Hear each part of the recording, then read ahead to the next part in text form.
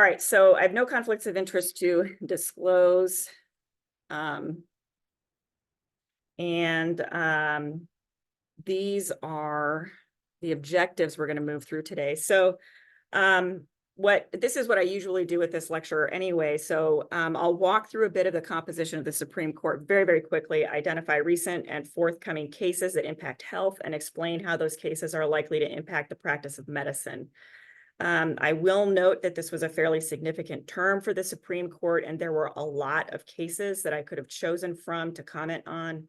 In some ways, all law has to do with health because our health is so tied to the environment that we live in, both literally like the air we breathe and then our emotional and psychological health. But I did choose 4 cases that I thought were likely to be the most relevant and interesting to our clinicians. And so that's what I'm going to focus on today. So this gives you a little bit about the structure of our court. We have essentially 2 primary court systems, one state and one federal. The cases that we will be discussing today are only those decisions handed down by the United States Supreme Court. Each of them involves a federal question. That is why they are in the federal court and not in state court. There are a number of other cases that are percolating around the country that are interesting and important and will impact us here in Indiana. But the narrow category of cases we're talking about today are United States Supreme Court cases having to do with health. So just as a brief reminder, these are our 9 Supreme Court justices. From my left, from the left side of the screen to the right, they are Justices Sotomayor, Thomas, Roberts, Alito, and Kagan. Then in the second row from the left side of the screen to the right is Barrett, Gorsuch, Kavanaugh, and Jackson. There are 5 members, a majority of the court, who were nominated by presidents who won the Electoral College while losing the popular vote. Those justices are Roberts, Alito, Barrett, Gorsuch, and Kavanaugh. And so I think it's important to keep that in mind in terms of some of the tensions that exist within the court and within our nation's response to some of the decisions that are handed down. So the first case that I want to discuss today is a case I think I mentioned last year that I would be following concerning the intersection of the Second Amendment with protections for people who are subjected to intimate partner violence.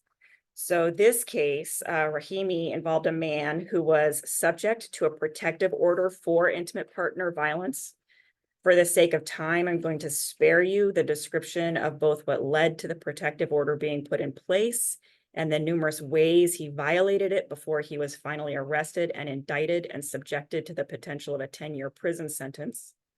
In any case, this was the issue before the court, whether a provision of a federal statute that prohibits individuals subject to a restraining order from possessing a firearm, whether that statute violates the Second Amendment. So this case was something that a lot of folks were a little worried about, given the change in the standard of review for cases asserting a Second Amendment infringement. Just for review, there are exceedingly few Supreme Court cases on Second Amendment. The 2 watershed cases were Heller in 2008 and McDonald in 2010, both authored by former Justice Scalia, who died in 2016. Both of those cases identified for the first time an individual right to own a firearm rather than a right tied to a militia or a more collective need for defense. Both of these cases relied on a test called strict scrutiny to determine whether the restriction on gun rights was constitutional. And that test requires a law to be narrowly tailored to satisfy a compelling government interest when there is a restriction on a fundamental right. In 2022, the Supreme Court changed that test in a case called Bruin. That test now requires what is really sort of an originalist analysis of whatever regulation is infringing on the Second Amendment. For those of you who don't know, originalism is a mode or a theory of constitutional interpretation that says the original intent of the framers or drafters of the Constitution must guide the application of the amendment, its limits, or its interpretation. It's not the only theory of interpretation, of constitutional interpretation. Other theories include textualism and living constitutionalism. but originalism is the preferred theory for many conservative justices. The new standard under Bruin embeds that originalist theory. This led many of us to be very nervous about this case because, suffice it to say, intimate partner violence was rampant and unchecked at the time of the drafting of the Second Amendment. So we were somewhat reassured by the holding in this case that when a restraining order contains a finding that an individual poses a credible threat to the physical safety of an intimate partner, that individual may, consistent with the Second Amendment, be banned from possessing a firearm while the order is in effect. This opinion was authored by Roberts, and I thought I had the breakdown. Yeah, it was an 8-1 decision. So that's always nice to see when there's some real strong agreement on the court. So Thomas was the only justice who dissented from this opinion. And so the court ultimately held that the restriction was constitutionally sound. So that means that restrictions on gun possession for people who are subject to a restraining order for intimate partner violence are constitutionally sound. It's interesting, though, the court's analysis hinged not really on whether intimate partner violence was a concern of the drafters of the Second Amendment, but more on whether protections of others more broadly were concerns of the drafters, and they found ample evidence that they were. Just to show the contrast here of a sort of like post-Bruin, pre-Bruin standard, the court noted in Rahimi a tradition of laws including New Year's Eve restrictions from 1783, restrictions around using guns to, quote, terrify the king's subjects from 1686, and British parliamentary codes from the 12 and 1300s. In contrast, if the court had simply used a strict scrutiny analysis, it could have said, the government has a compelling interest in protecting people from intimate partner violence and a leading cause of injury and death to women, particularly pregnant women in the United States, and this law is narrowly tailored to achieve that worthy objective.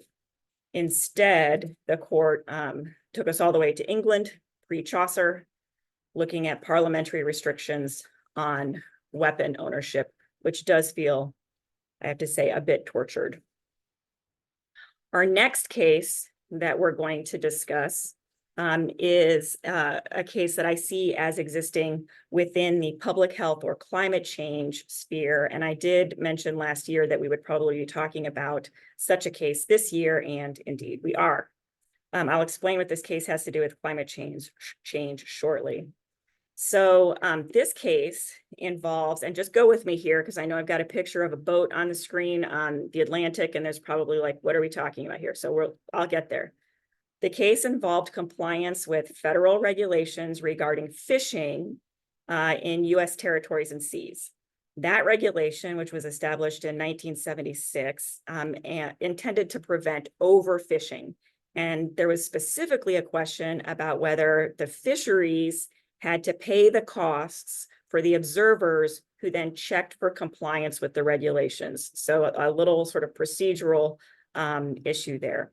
The plaintiffs in this case were several family-owned businesses that operate Atlantic herring fisheries. And they argued that this regulation did not authorize the government's regulatory bodies to mandate that they pay for the observation of the compliance with the regulation. So I don't necessarily need to get all into the weeds on that as to who had the obligation to pay, because ultimately what ended up happening in this case is that the court decided the issue of whether something called Chevron deference should continue to operate in analyzing and assessing administrative cases, administrative regulations. So this case implicated what is sort of informally known as Chevron deference, and we're going to talk a little bit about that. So Chevron is a Reagan-era Supreme Court case that required a two-step analysis for interpreting statutes administered by federal agencies. So we are now in the land of agency administrative law. So federal agencies include things like the EPA, which is why this case will eventually have impact on climate change regulations. The Department of Health and Human Services, the Department of Education, the Department of Defense. These are federal agencies that are considered part of the executive branch, and so they are administrative bodies. So the first inquiry under this analysis, when there is an allegation that some part of the regulation is improper, is a determination of whether Congress has directly and clearly spoken to the precise question at issue. So does the law provide clarification at all as to the matter of dispute? In this case, who pays what? The second question is, if there is an ambiguity on that issue, for example, who pays what, then the court must defer to the agency's interpretation of that issue, if it is permissible within the construction of the statute. So I know that's a little bit confusing, but let me kind of walk through a little bit of how the case proceeded, and that might help clarify things. So the district court, that's the trial court within the federal judiciary, the district court used that Chevron two-step analysis to find that the agency's interpretation that the fisheries have to pay for their observations was reasonable, was a reasonable construction under the regulation. There was a disagreement in the court about who had to pay, so that it wasn't a unanimous holding, and that's fine. But the court did use that Chevron framework to resolve the question. So they went through that two-step analysis. By the time this case came to the Supreme Court, the issue was no longer really who had to pay. The issue was whether Chevron should be overruled. So the holding of that case was to overturn Chevron, to overturn another Supreme Court case. And the result of that is that courts must exercise their independent judgment rather than deferring to agencies about ambiguities or lack of clarity within regulations. I'm going to walk through a little bit more of that, but let me just explain initially. So this case was decided along ideological lines, with the majority of Roberts being joined by Thomas, Alito, Gorsuch, Kavanaugh, and Barrett, and a dissent of our more liberal justices, Kagan, Sotomayor, and Jackson. And whenever you see that breakdown, to me, it causes discomfort. And so there was an ideological split for the justices. The issue in this case, I mean, obviously the issue was who paid, and the issue was whether Chevron should be overturned. But fundamentally behind that is an issue that's centrally about how you view expertise within the government. And there are two sides to this question. One suggests that expertise on narrow issues exists within the agencies. So the assumption there is that presidents appoint their various cabinet members, and these agencies, the Centers for Disease Control and Prevention, the Department of Education, that these agencies are composed of people with expertise in those areas.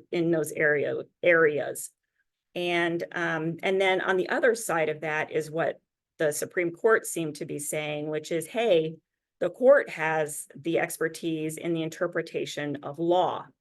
And so the expertise of the court should matter here. And it's that tension that I think people need to decide, sort of how they feel about that, what they think about that, where the real expertise lies. And I've got kind of a funny slide here to basically kind of, I guess, a little bit of a joke about expertise. But as we get into more complicated issues of, say, genetics or research, precision medicine, organ transplantation,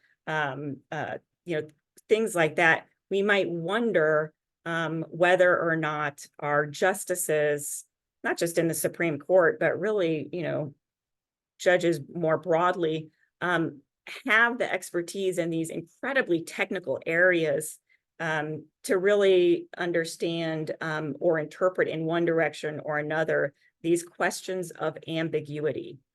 And so I don't know that there's a sort of right answer here or an obvious answer here. I think people will probably differ on how they want that question of expertise to be handled. But I will say that with Chevron being overturned, the ability to implement climate change affecting legislation and regulations is going to be made much, much, much more difficult because the ability of those regulatory agencies to say, look, this is what this means, this is the only thing it could mean, that ability has been hampered. The authority of regulatory agencies under this case has been sort of demoted to guidance or some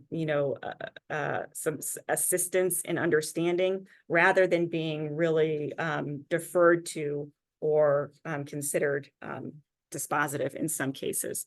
So this is going to have real impact. And I'll just say another really short little thing about this, and I know we're kind of pressed for time, so I do have 2 more cases, and I want to leave plenty of time for questions, but I'll just say one more little thing about this, that Chevron's not a very sexy case. It's not like Roe, where when it was overturned, everybody had a general sense of what Roe meant and how it would affect daily life. And, people sort of fell on different sides of that case being overturned. But Chevron is as consequential. The Supreme Court had an opportunity actually to overturn Chevron during the last summer term and didn't.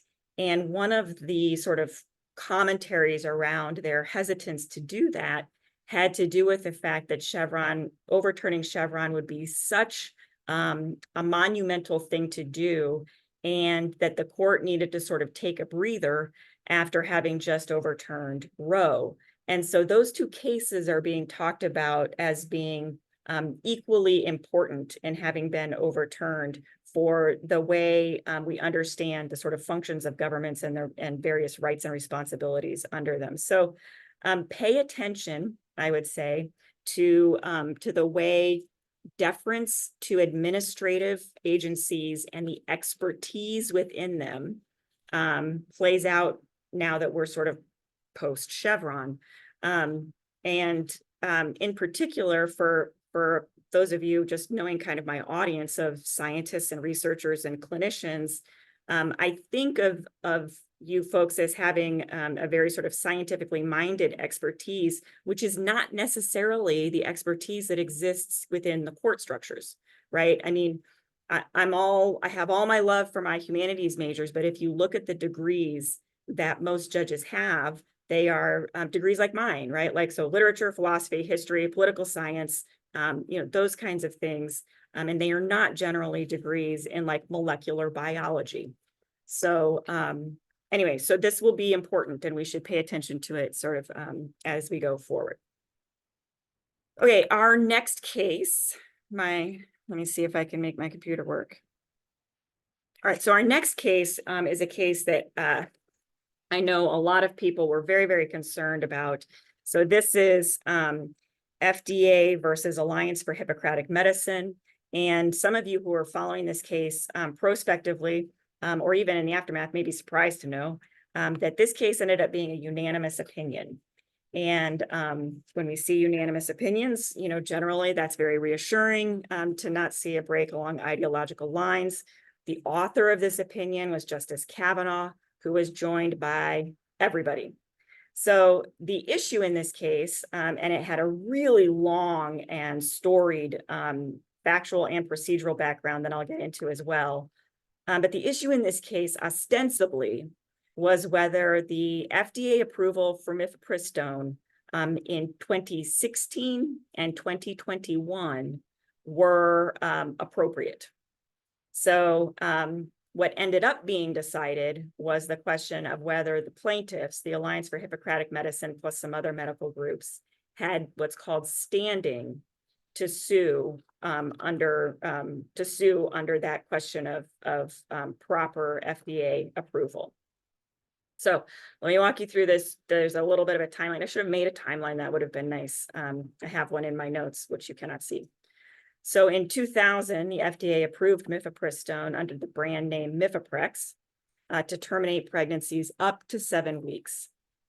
In 2015, the manufacturer of Mifeprex submitted a supplement application that was granted in 2016, and the FDA deemed mifepristone safe up to 10 weeks, and then expanded who could prescribe the medication to include nurse practitioners. It relaxed some other requirements as well. In 2019, FDA approved the generic of this medication, and in 2021, the FDA relaxed in-person visit requirements for prescribing the medication. So this litigation began in 2022 when 4 anti-abortion medical associations sued FDA in northern Texas, in the Northern District of Texas, under the Administrative Procedures Act. It's important to note, for purposes of understanding that standing requirement, that none of these prescribers prescribed the medication. They challenged the 2000 approval of Mifeprex, the 2019 approval of the generic, the 2016 and 2021 modifications of the conditions of use. The district court granted the plaintiff's preliminary injunction, which would have required the FDA to rescind or pull back the 2000 approval. That did make the drug essentially banned. The Court of Appeals then issued a partial stay of that injunction, meaning that they said that injunction is not going to go into effect. The end result of that was that the drug was left in place, approved per its 2000 approval parameters. So like the generic was no longer approved and the use up to 10 weeks was no longer approved. SCOTUS then stayed the whole thing and returned the drug to its full approval status pending resolution on the merits. This quote that you see here is from JAMA, following Judge Kaczmarek's ruling in the Texas District Court. Many found the language used in his opinion, so that's the trial court, to be extremely problematic, as it employed non-standard medical terms such as chemical rather than medication abortion, repeatedly referred to the fetus as the unborn child, relied on the Comstock Act, which, as some of you may recall, is the act that was used to ban the sale and mailing of birth control in the first part of the 20th century. And the judge continued a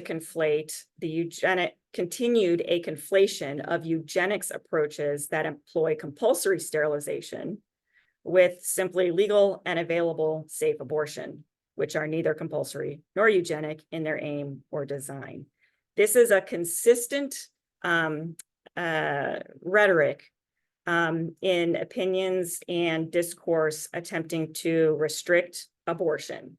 The notion that abortion has been used, or it frequently throughout history is used to eugenic ends. And so I wanted to take a brief opportunity to review the history of eugenics and just specifically to note that it might be important for people perpetuating this theory, which has begun to appear pretty consistently in Supreme Court jurisprudence. So it showed up first as a footnote in the 2014 opinion of Hobby Lobby, and then appeared as nearly a given in Dobbs that abortion is a eugenic practice. So truly, the primary eugenic instrument was compulsory sterilization. If we're looking at the Nazi regime as the prime example of horrifying eugenics, it might be important for people to know that between 1933 and 1945, the Nazis restricted access to both contraceptives and abortion. During World War II in Nazi Germany, the penalty for illegal termination of a pregnancy was death. The Nazis restricted advertisements concerning contraceptives, banned sex education, shut down family planning centers, arrested leading persons in the then emerging birth control movement. Hitler described the use of contraceptives as a, quote, violation of nature, a degradation of womanhood, motherhood, and love. By 1933 in Germany, abortion was banned unless necessary to save the life of the pregnant person, and the Nazis established a review board for purposes of reviewing every abortion to determine whether the physician had violated those new restrictions. In 1934, the SA established the Bureau to Fight Against Homosexuality and Abortion, and the anti-abortion campaign was led by the Gestapo. In 1941, each case of abortion was to be reported directly to a card catalog, and the names, occupations, and addresses of everyone involved in the abortion, along with the technique used and the fee paid, were reported to the government. By 1942, 82% of individuals prosecuted under these laws were women. Abortion and Eugenics in Nazi Germany is the source for that information that is authored by 3 authors, David, Fleischacker, and Hone. It's a 1988 article that is available on JSTOR.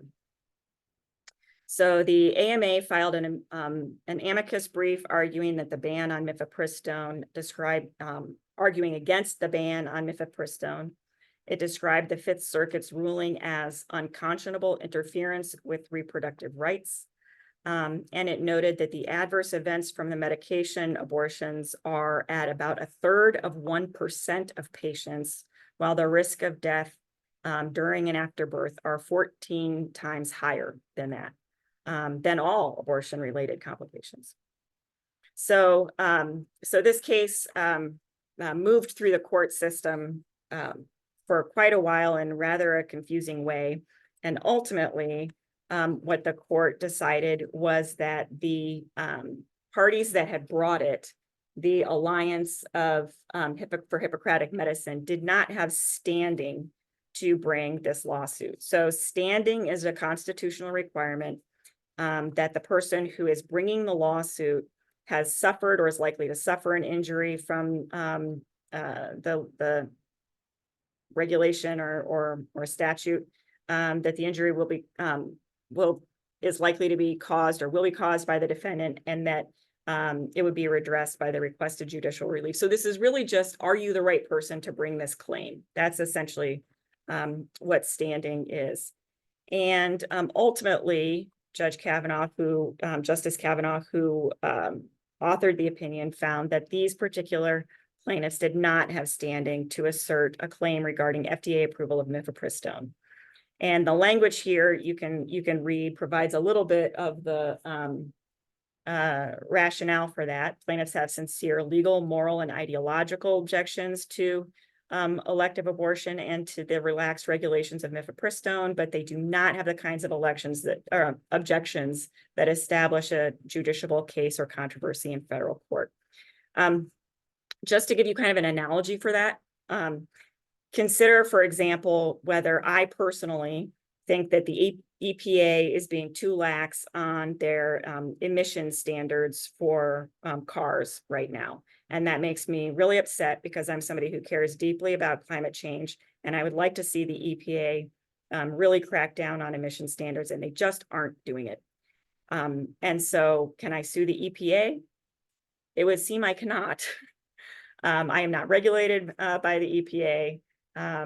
And so this is kind of, just that little analogy maybe gives you a sense of whether, regardless of how you feel morally, ethically, ideologically, religiously about abortion or the use of mifepristone, the issue is ultimately whether or not we would have sort of litigation chaos if you could bring a lawsuit under these kinds of circumstances, if this kind of plaintiff could bring this kind of lawsuit. And the court unanimously agreed that really we can't have that, you cannot. All right, so I'm going to try to get through this next case, which is a pretty substantial case. This is the Idaho abortion ban versus the EMTALA case. And this is a case that I want us to think about really deeply, because I think we're probably going to see it again. The ostensible issue in the case was, well, the issue in the case was whether or not EMTALA preempts the Ohio ban on abortion. That ban on abortion has no exception for the health of the pregnant person. So, so that exception, might mean that EMTALA would cover, would require stabilization and care for patients who are at risk of loss of fertility, for example. So just a little bit of information on EMTALA. EMTALA is the Emergency Medical Treatment and Labor Act. It is Reagan-era legislation that requires Medicare-funded hospitals to provide essential care to patients experiencing medical emergencies. EMTALA, the government asserted that EMTALA preempted, meaning that it was where the Idaho ban conflicted with EMTALA, the EMTALA law should prevail. That it preempted Idaho abortion law in the narrow class of cases where abortion is necessary to prevent serious health harms. An emergency medical condition is defined under EMTALA as a condition that poses serious jeopardy to health, not merely one that threatens a patient's life. Stabilization under the Act is achieved when the medical treatment has been provided that is necessary to ensure that no material deterioration of the condition is likely to occur.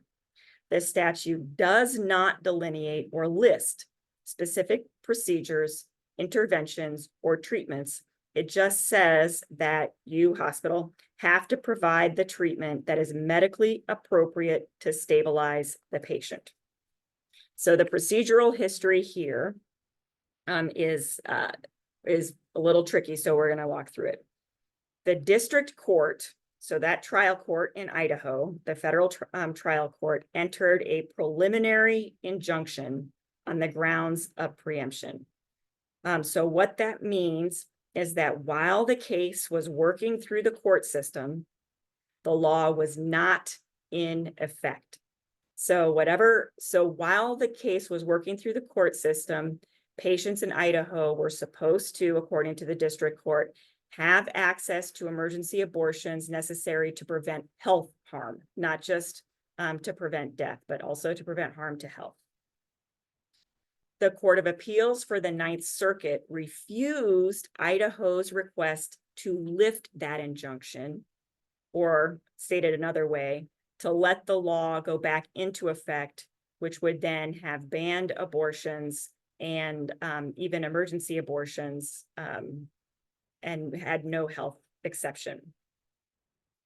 The state of Idaho then appealed to the Supreme Court, and the Supreme Court granted what's called a petition for certiorari to hear the case, and that allowed the law to go into effect, including in those cases where there was risk of grave harm to health of the pregnant person. By a split, this was a really weird case, and we're going to walk through it, but by a split of 6-3, the court sent the case back to the district court, dismissing their grant of certiorari, saying, we won't hear the case. So the Supreme Court said, we're not going to hear this case. And they described their original agreement to hear the case as improvidently granted. So we shouldn't have granted it yet. We'll hear the case later. We're sending it back. And then they vacated the stay, which means that they put the injunction back in place. I know we're dealing with like triple negatives at this point, but they put the injunction back in place, which meant that while the case was working its way through the district and appellate court system before it gets back up to the Supreme Court, the law would not go into effect. This opinion had broke down into 4 separate opinions. There was a concurring opinion by Kagan and Sotomayor, joined in part by Jackson, another concurring opinion by Barrett, Roberts, and Kavanaugh, a dissenting opinion by Jackson, and a dissenting opinion by Alito, Thomas, and Gorsuch. So Kagan's holding, the Kagan concurrence that was joined by Sotomayor and in part by Jackson, noted that the decision to vacate the stay and dismiss the writ of cert was appropriate, mostly because the case did not have a likelihood of succeeding on its merits. So what you know from the way Kagan has drafted, Justice Kagan has drafted her opinion, is that if the case comes back to her on its merits, Kagan, Sotomayor, and Jackson are likely to hold that EMTALA does preempt the Idaho ban on abortion. And so to the extent that women require abortion services in order to prevent serious health harms, EMTALA would require that even if Idaho banned it. So that's the reading the between the lines of Kagan, Sotomayor, and Jackson's holding. The second concurrence by Barrett, Roberts, and Kavanaugh sets forth an incredibly complete description of the district court's problems with the Idaho statute, and simply argues that if the Supreme Court were to hear that case now, it would be premature. The law has changed and been amended since the Supreme Court originally agreed to hear the case. Idaho has clarified various conditions that it would consider to be life-threatening. There has been some changes in terms of the arguments that have been made by the underlying parties to the litigation. And so what these three justices are asking is for a very particular finding to be made in the lower court about whether or not laws that have been passed under the spending clause, we're going to leave that alone until we see this case again next year, whether or not those cases can ever preempt state law. So reading again between the tea leaves, what you know from Barrett, Roberts, and Kavanaugh is that if this case comes back to the Supreme Court, they are likely to find that the Idaho statute prevails on this technical question having to do with the fact that EMTALA falls into this category of spending clause legislation. So you've got three justices who are probably going to say the Idaho law does not supersede, three justices who are probably going to say it does. And so you want to, of course, know what the next three justices are going to say. So I'll come back to Jackson in just a second. So Justices Alito, Thomas, and Gorsuch dissented. They would have decided the case on its merits, and they would have decided in favor of the state of Idaho, finding that the ban on abortion in Idaho preempted or not preempted, but prevailed against any conflict that existed within EMTALA. So the text of EMTALA clearly shows that it does not require hospitals to perform abortions in violation of Idaho law. That is the dissenting opinion. And they embrace a kind of slippery slope argument where EMTALA could be used to expand to require hospitals to perform elective abortions, including, again, we see this language about eugenic abortions. They also speak to the problem, the dissent speaks to this problem of what they see to be an ambiguity in the law that they think should be resolved in favor of the state of Idaho. I want to go back to Justice Jackson for just a second and note that she also would have decided the case on the merits, finding that there has been absolute chaos in the state of Idaho as a result of this ban. And so she would have decided the case on the merits in favor of the government and finding that EMTALA requires that stabilizing care be provided in the face of a health complication or a serious health injury. The other thing that Jackson noted was that she referred to it as storm clouds looming with respect to this litigation. Alito in particular makes much of the context within which EMTALA was passed, specifically Reagan being an anti-abortion president, and the argument that he would never have signed into law something that he thought required the performance of abortions. But Alito fails to consider that in 1986, when EMTALA was signed into law, Roe versus Wade was the law on abortion. So this was even pre-Casey. So the trimester analysis was in fact, which granted women unfettered access to abortion in the first trimester, health promoting access to abortion in the second trimester, and health preserving access to abortion throughout the third trimester. So there was already a health exception preserved in constitutional jurisprudence when EMTALA was promulgated. If the conduct, it is the conduct of this court that has given rise to the ambiguity that the dissenters want to claim allows Idaho's draconian and deadly anti-abortion statute to go into effect. And we were warned of this, this very problem many, many years ago in 2007 in a case called Gonzalez versus Carhart, in which Justice Ginsburg wrote quite a vociferous dissent. And she warned us of just how far women might fall, how quickly and completely we might be stripped of our rights of full citizenship. That case upheld the constitutionality of a federal prohibition on intact D&E abortions, despite the fact that the statute provided no exception for performance of the procedure where necessary to preserve the health of the pregnant person. Ginsburg, now sounding absolutely radical, described what was at stake for women in having reproductive autonomy. She notes women, it is now acknowledged, have the talent, capacity, and right to participate equally in the economic and social life of the nation, and their ability to realize their full potential, this court has recognized, is intimately connected with their ability to control their reproductive lives. She noted the dangers of the absence of a constitutionally protected health exception. And it seems where we have come since this opinion is a kind of strange place in which the government seems to be telling me that it has no interest whatsoever in the integrity of my physical body, that this concern is subjugated to some abstract notion of potential life or potential personhood. But I would like to assert that I am indisputably a person under the laws of this nation, that my body belongs to me and me alone, and that I continue to be insulted by the growing body of jurisprudence that suggests that those things are not only not true, but not even terribly interesting. I fear that Moyle will be back, and it would appear that it will, by a margin of 6-3, perhaps 5-4, depending on what Roberts does, further erode the rights of women to enjoy equal citizenship. And that is a primary concern of mine as we approach the next Supreme Court term.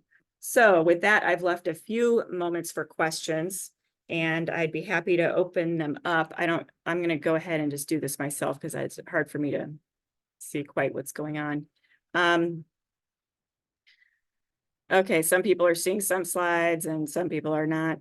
The preferred theory for interpretation of liberal justices is something called living constitutionalism, which argues that the Constitution must be interpreted and have flexibility to change in accordance with the way that society and cultures change. And so that's another theory. There's another theory called textualism that looks to see just sort of like, what is the definition of this word? What was the definition at the time that the statute or law was written? And so those are some other theories. Zainab asks, do I think the Supreme Court can protect the right of an individual, or does it function within the boundaries of law enacted by people who have their own agendas? So what is the influence? Yeah. So, so I think one of the concerns that I have is the increasing use of what I would see as religious language in judicial writing. And I think it's kind of a little bit ironic too. So like particularly the alliance against the Alliance for Hippocratic Medicine or whatever, that particular organization, Hippocrates' big paradigm shift was the move away from religion and medicine. And I know that we all know of him for his oath, but for medical historians, that's not what was important about him. What was important about him was that he argued really, really aggressively that religion had no place in medicine, that people were natural and of this world, and that the things that made them sick were as well. And so the increasing use of non-medical standard terms in statutes and in case law and the kind of like accepted, as if, as if there is no argument to be made otherwise, these acceptances of particularly a particular Christian view about the origin of life. Those things concern me greatly because they are not provable, and they are religiously indexed, and they are indexed to a particular religion. And so all of that I find very concerning. All right, are there other questions in here? I really thought I wasn't going to be able to get through all of this, and we have about 4 questions if anybody or 4 minutes if anybody has any additional questions. And I'm really sorry that I couldn't be there in person. These, technical difficulties are incredibly frustrating. So, any other questions? All right, if there aren't any, then I'm going to stop sharing my screen. And oh wait, it looks like there's maybe one more that came in here. Back to Jackson's. Oh, you wanted to see Jackson's dissent again? Okay, let me see. I can pull that up real fast, I think. All right, let's go back to that. All right, I know the screen is really small, but I think the language that Justice Jackson uses here is important, right? So she notes that that as a practical matter, the court's intervention meant that Idaho physicians were forced to step back and watch as their patients suffered, and arrange for them to be airlifted out of Idaho. The criminalization of abortion has led to real chaos in that area in Idaho. And I'm particularly drawn to her language in this last paragraph. It's too little too late for the court to take a mulligan and just tell the lower court to carry on as if none of this has happened. As the old adage goes, the court has made this bed, so now must lie in it by proceeding to decide the merits of the critical preemption issue this case presents. So she wanted the case decided on the merits. Does that kind of answer your question, Dr. Ripe?